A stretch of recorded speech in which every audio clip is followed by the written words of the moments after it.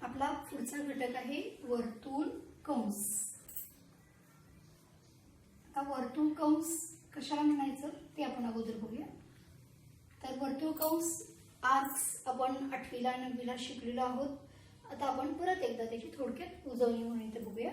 वर्तुळ कंस कशाला म्हणणार तर एखाद्या आपण आकृती काढून घेऊ म्हणजे त्याच्यावरून तुम्हाला व्याख्या द्यायला किंवा व्याख्या समजायला सोपं होईल. बघा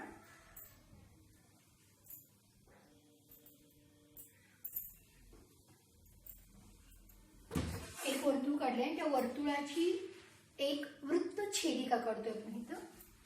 वृत्त छेदिका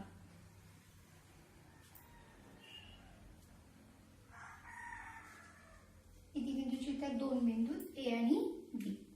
आता बघा या आकृतीमध्ये वृत्त छेदिकेमुळे वर्तुळाचे जे 2 भाग झाले तयार, वृत्तछेदिकेमुळे वर्तुळाचं ज्या 2 भागात विभाजन झालं त्या दोन्ही भागांना वृत्तछेदिकेच्या वर्तुळावरील बिंदूंसह काय म्हटलं जाते कंस असं म्हटलं जाते. मग आता इथं बघा इकडं ए बी हा एक कंस इकडं तयार झालाय आणि इकडचा हा एक ए बी कंस तयार झालाय. मग या दोन्ही कंसांपैकी एकाला आपण म्हणतोय लघु कंस आणि एकाला म्हणतोय आपण विशाल कंस. आठवते minor arc and major arc. मग लघु कंस कशाला म्हणणार. लघु कंस म्हणजे काय तर वर्तुळाच्या केंद्रबिंदूकडे किंवा ज्या भागामध्ये वर्तुळाचा केंद्रबिंदू येत नाही अशा कंसाला, ज्या कंसाच्या भागामध्ये वर्तुळाचा केंद्रबिंदू येत नाही त्याला आपण म्हणतोय लघु कंस. नंतर विशाल कंस कशाला म्हणतोय तर वर्तुळाचा केंद्रबिंदू ज्या भागाकडील कंसामध्ये किंवा ज्या कंसामध्ये वर्तुळाचा केंद्रबिंदू समाविष्ट होतो त्याला म्हणतोय आपण विशाल कंस, मेजर आर्क. आठवते. आता आपल्याला बघा या कंसाचं नाव लिहायचं झालं तर काय म्हणणार आपण कंस ए बी. इकडच्या कंसाचं नाव लिहायचं झालं कंस ए बीच. मग त्यांच्यामधला फरक आपल्याला कळावा म्हणून आपण काय करतोय तर या कंसाच्या दरम्यान आणखीन एक बिंदू लिहितोय. म्हणजे आता उदाहरणार्थ इथे लिहिलं एक्स आणि इकडे काहीतरी लिहिला एखादा समजा बिंदू लिहिला वाय, कुठेही लिहिला तरी चालेल. मग हा जो कंस आहे ए एक्स बी हा काय झाला लघु कंस. कळते कारण त्या भागामध्ये वर्तुळाचा केंद्रबिंदू येत नाही. आणि हा जो कंस आहे ए वाय बी या भागामध्ये हा केंद्रबिंदू समाविष्ट होतोय त्यामुळे ए वाय बी ला म्हणणार काय आपण विशाल कंस. त्यामुळे कंसाचं नाव लिहायचं आहे, लघु कंसाचं नाव लिहायचं आहे. कसं लिहिणार कंस ए एक्स बी. आता आपल्या पुस्तकामध्ये काही ठिकाणी कंसाचं 2 अक्षरी नाव लिहिले. मग कंसाचं 2 अक्षरी नाव म्हणजे काय लक्षात ठेवायचं आहे की तो लघु कंसच असतोय. त्यामुळे जर प्रश्नामध्ये कुठेही 2 अक्षरीचं नाव आलं कंसाचं तर तो लघु कंस आहे असं समजून आपण ते गणित पुढे सोडवायचं लक्षात ठेवा. विशाल कंसाचं नाव काय होईल कंस ए वाय बी. कंस ए वाय बी. लक्षात येतात लघु कंस आणि विशाल कंस कशाला म्हणायचं ते आपण बघितलं. आता आपण त्याच्या पुढचा भाग बघणार आहोत तो म्हणजे केंद्रीय कोन. काय बघायचं आपल्याला केंद्रीय कोन. हे सुद्धा आपण बघितलंय सेंट्रल अँगल. परत एक वर्तुळ काढूया.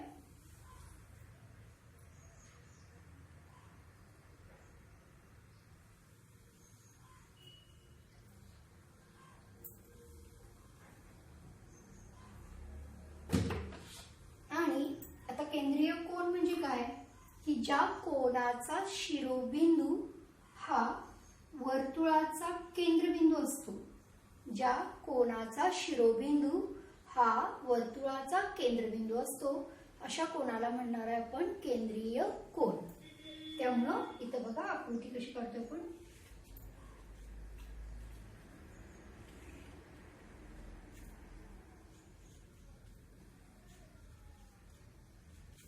बघा इथं कोन ए ओ बी चा शिरोबिंदू कुठला ओ, आणि हा काय आहे वर्तुळाचा केंद्रबिंदू सुद्धा आहे. त्यामुळे ज्या कोणाचा शिरोबिंदू हा वर्तुळाचा केंद्रबिंदू असतो त्या कोणाला म्हणतो आपण केंद्रीय कोन. म्हणजे या आकृतीमध्ये कोन AOB हा केंद्रीय कोन आहे.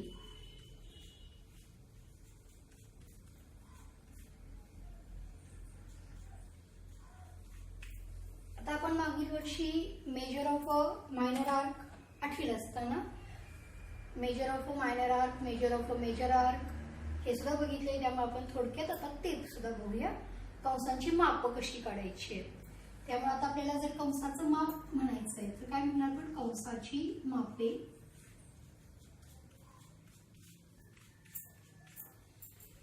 आता या कंसाचं माप लिहायचंय. एम कंस AXB चं माप तर कसं म्हणणार आपण, एम मेजर अँगल जसं लिहितो आपण तसं एम कंस AXB, एम कंस AYB म्हणजे त्या कंसाचं माप असणार आहे. आता आपल्याला लघु कंसाच्या मापाचं सूत्र काय आहे ते सुद्धा बघूया आपण. त्यामुळे लघु कंसाचे माप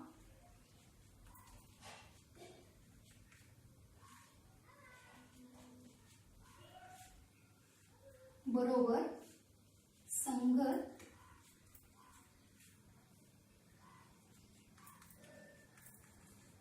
केंद्रीय कोनाचे माप. लघु कंसाचे माप बरोबर संगत केंद्रीय कोनाचं माप. Measure of a minor arc is equal to measure of a central angle. दुसरं विशाल कंसाचे माप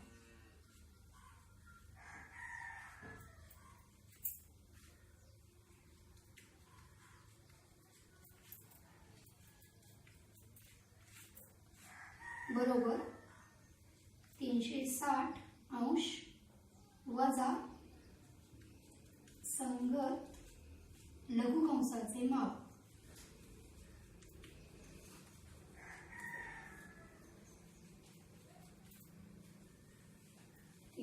अंश वजा संगत लघु कंसाचं माप. म्हणजे बघा ह्या आकृतीमध्ये जर आपल्याला AYB या विशाल कंसाचं माप काढायचं आहे तर काय पाहिजे आपल्याला, AXB चं माप माहिती असेल तर आपण AYB चं माप काय काढू शकतोय. 360 मधनं AXB चं माप वजा करायचं. म्हणजे आपल्याला एखाद्या कंसाचं माप काढायला सांगितले तर सगळ्यात पहिल्यांदा तो कंस लघु कंस आहे का विशाल कंस आहे ते अगोदर ओळखा आणि मग त्याप्रमाणे योग्य असेल ते सूत्र वापरायचं. तिसरं सूत्र आहे अर्धवर्तुळाचे माप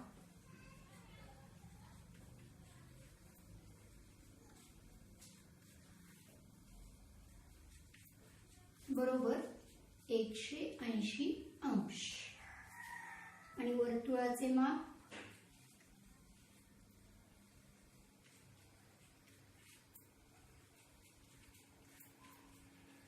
बरोबर 360 अंश.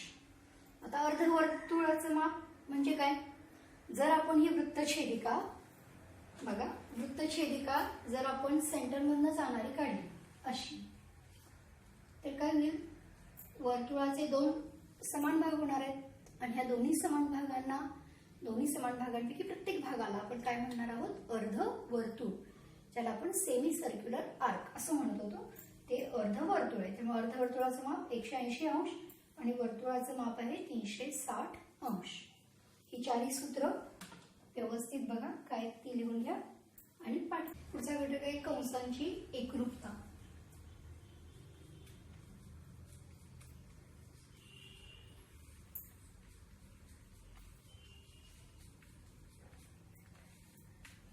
आता आपण अगोदर रेषाखंड एकरूप केव्हा असतात, कोण एकरूप केव्हा असतात, त्रिकोण एकरूप केव्हा असतात हे सगळं बघितलं. आता आपल्याला बघायचंय कंस एकरूप केव्हा असणार आहे, 2 कंस.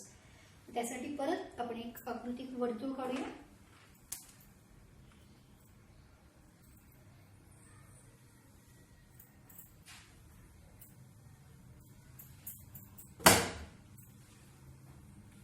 आता बघा या वर्तुळामध्ये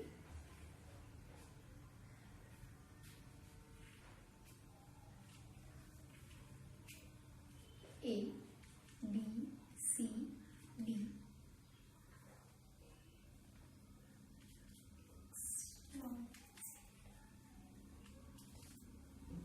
आपल्याला काही कंस दिले. आता बघा आकृतीमध्ये आपल्याला किती कंसांची नावं लिहिता येतील? भरपूर कंसांची नावं लिहू शकतो आपण. AXB हा एक कंस आहे, BYC हा एक कंस, CZD किंवा ATD. त्याचबरोबर आपण पूर्ण असा मोठा जरी घेतला तरी तो कंस आहे. अशी आपण भरपूर कंसांची काय करू शकतो, नावं लिहू शकतो.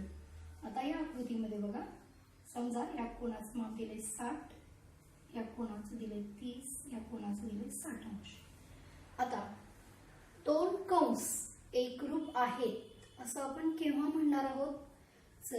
तर जर त्या कंसांची मापे समान असतील आणि त्या कंसांच्या त्रिज्या समान असतील. बघा काय म्हणतोय, त्या दोन कंसांची मापे समान असतील आणि त्या कंसांच्या त्रिज्या समान असतील तर आपण म्हणणार आहोत ते दोन कंस एकरूप आहेत. आता उदाहरणार्थ इथं जर बघितलं आकृतीमध्ये तर M कंस AXB, M कंस AXB किती आहे बघा, किती? आपण बघितलं की AXB हा काय लघु कंस आहे, त्यामुळे लघु कंसाचं माप किती? संगत केंद्रीय कोनाच्या मापा एवढं, म्हणजेच किती येईल? 60 अंश. M कंस BYC किती येईल? 30 अंश. M कंस CZD बरोबर CZD किती येणार? संगत केंद्रीय कोनाच्या मापा एवढं 60 अंश. आता जर समजा तुम्हाला ह्या उरलेल्या कंसाचं माप काढायचं आहे, ATD चं माप काढायचं आहे, तर काय करणार? आपल्याला माहिती आहे संपूर्ण वर्तुळाचं माप किती असते? 360 अंश. त्यामुळे 60 अधिक 60 180, 180 अधिक 30, सॉरी 60 आणि 60 120, 120 आणि 30 150, 150 वजा करा. M कंस ATD बरोबर 360 वजा 150,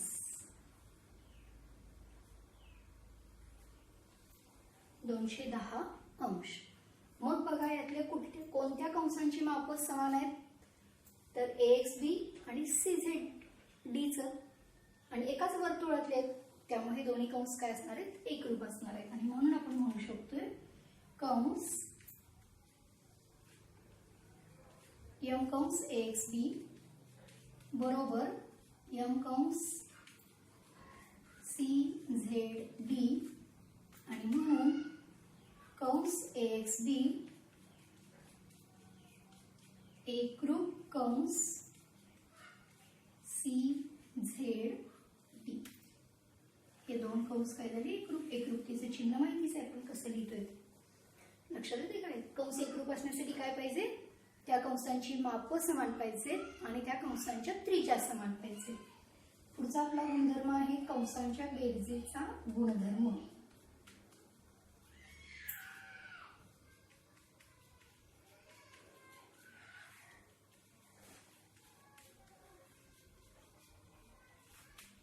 त्यासाठी सुद्धा आपण परत एक वर्तुळ काढूया.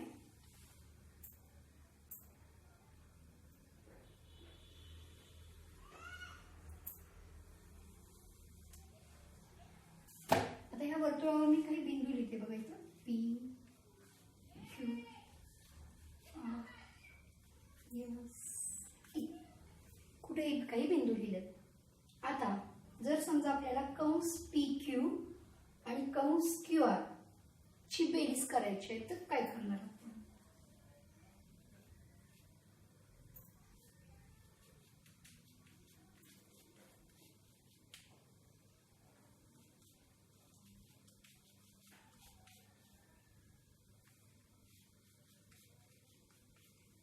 आकृतीमध्ये बघा कंस PQ आणि कंस QR या दोन्हींमध्ये किती बिंदू सामायिक आहेत? फक्त एकच बिंदू सामायिक आहे, कोणता?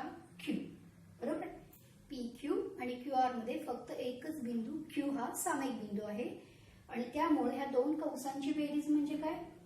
तर कंस हा पूर्ण मोठा PR किंवा PQR म्हणू शकतोय किंवा कंस PR म्हटलं तरी चालेल. लक्षात येते? म्हणजे ह्या कंस पी आर ची बेरीज किती येईल? ह्या दोन कंसांच्या बेरजी एवढी येईल. कधी? जर त्या दोन्ही कंसांमध्ये फक्त एकच बिंदू सामायिक असेल तर. आता जर असं लिहिले समजा कंस पी क्यू आर अधिक कंस क्यू आर एस बरोबर. आता आकृतीमध्ये बघा कंस पी क्यू आर हा सगळा आणि कंस क्यू आर एस इथं पण. या दोन्हीमध्ये सामायिक बिंदू किती आहेत? एकापेक्षा जास्त बिंदू सामायिक आहेत. कुठले? लक्षात येते? हा कंस क्यू आर डबल वेळा आला का? कंस पी क्यू आर मध्ये सुद्धा येतोय आणि कंस क्यू आर एस मध्ये सुद्धा येतोय. त्यामुळे हा सामायिक आला एवढा भाग. म्हणून यांची बेरीज म्हणजे कंस पी क्यू एस असं येणार नाही. लक्षात येते? बरोबर येणार नाही कंस पी क्यू एस. म्हणजे लक्षात येते जर एक बिंदू सामायिक असेल तर त्यांची बेरीज आपण करू शकतो किंवा सहज करता येईल. आता ह्या दोन कंसांची जर बेरीज करायची झाली तर मग आपल्याला काय करायला पाहिजे?